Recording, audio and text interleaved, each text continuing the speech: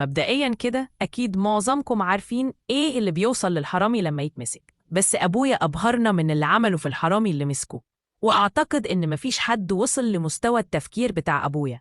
عيب اسم سيدنا محمد يعدي عليك وما تعملش إعجاب ولا حتى تصلي عليه في الكومنتات.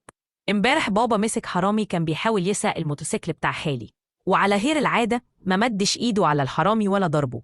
كل اللي بابا عمله إنه شغل دماغه، لأنه سبحان الله بالصدفة أمي ساعتها كانت بتتحايل على أبويا إنه يجيب لها واحدة تمسح الشقة وترسل السجاد، وراح ماسك الحرامي وحمسه فوق السطح، وخلانا نلم سجاد البيت كله وسجاد الشقة، وقال للحرامي قدامك اختيارين: الأول هتاخد علقة محترمة وبعد كده أسلمك للشرطة، أو الحل التاني تغسل السجاد ده كله.